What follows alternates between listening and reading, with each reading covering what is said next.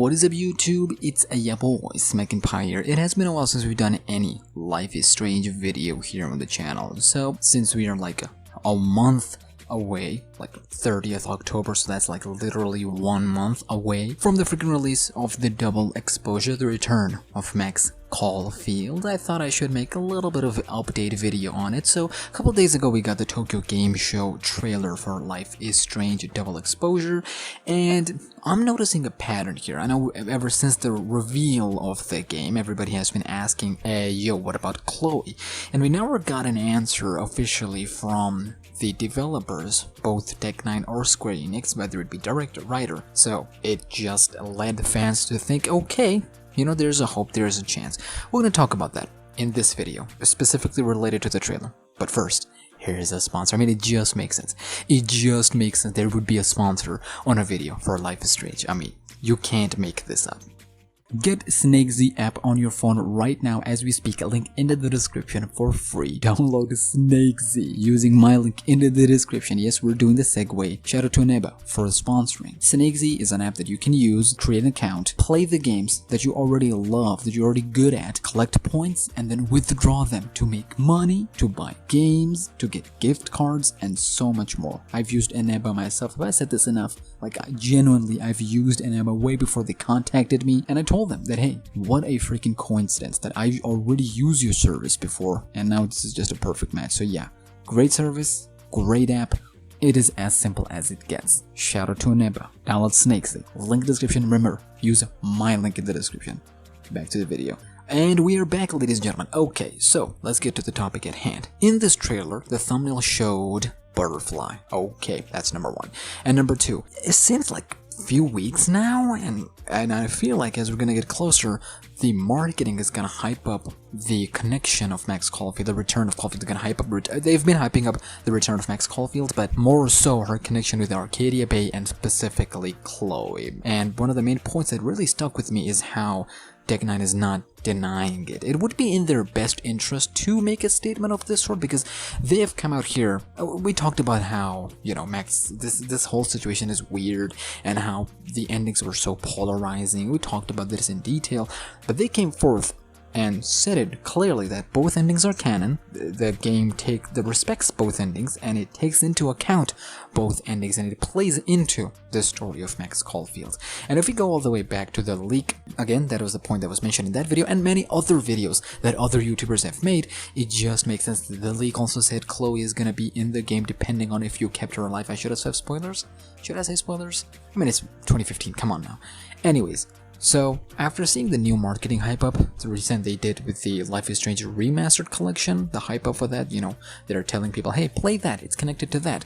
And also, the director kept mentioning that they wanted to keep the doors open for the new fans who don't know or are not aware of Max and Chloe, or Life is Strange from the before, the thingy, and they just want to enter Life is Strange franchise now. It would be open to them, and it makes sense, but at the same time, this has been my take on the franchise as well. But ever since True Colors, I say, well, from True Colors, I'm seeing a little bit of like deviation from the charm and vibe of Life is Strange.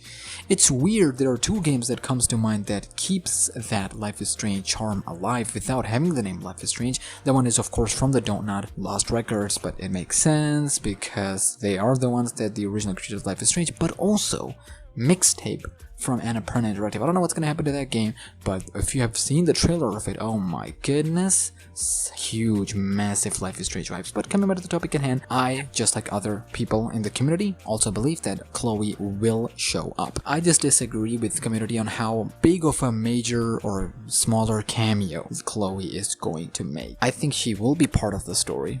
She might be actually a little bit bigger part of the story. She might be an important piece of the puzzle if we keep her alive. If not, she might still play a role in here. If we have not kept her alive, I said this in the previous video, so I'm just gonna reiterate this point because I feel like for me it's an important point. Max stopped using her powers at the end when we chose the sacrifice Chloe ending. It made sense for her not to use her powers after that. Because if she couldn't use her powers to save her best friend, then what's the point of her using that once she's moved on, especially since Chloe died, right? So that to me made sense here of the way that she has not used her powers in such a long time, and that's why her powers are different. So I feel like part of Dick Nine's brain has always been to move on from that, to move on from Max and Chloe, but Square Enix insisted on getting Max because they wanted players, and we all know this game, literally the franchise depends on this game. If it sells well, we're gonna get more Max games, and yay, fantastic. If not, this franchise might be dead, Square Enix might never touch it again, blah blah blah. But coming back to the topic at hand, it's a no-brainer that Chloe would have a cameo, but we want to see to how much extent. It might be, like I said before, a lot of people are saying it might be a little cameo. That might not be the case. I think it's gonna be a little bit more. If she's dead, I think that's gonna play a role on Max's psyche, on her trying to save Sophie. But if she's alive, that's also gonna help her and play a big role in trying to save Sophie as well. Either way, I'm a little bit rusty on how I think Chloe's gonna return, but as we get closer to it, as we get more footage, as we get more, director interviews and whatnot, from everything that I've gathered, it seems like they just wanna acknowledge it. They wanna acknowledge that it's there, and I also believe that they're actually gonna give us Chloe, but to an extent of, hey, this exists. Chloe exists in Max's life, but yeah, we want to move on with their, specifically Max's adventures and whatnot. Anyways, what do you guys think? Do you guys think there's a chance that Chloe might actually end up becoming an important character at the end of the story? Or she's gonna be a cameo, a little cameo, just like other YouTubers have mentioned, and that's gonna be that. And what's gonna happen to the future? Well, with the future of Life is Strange, like where's this franchise going after this game? It's crazy. It's coming in literally less than a month. I'm excited now. After I seen the Tokyo Game Show trailer, I'm actually a lot more excited. We'll see where it goes from here. They better have my boy Warren, because for me, Warren and Max is where we're at. Chloe has always been the best friend, but yeah. Susan for 100K, let's go, bye, I'll see you next one.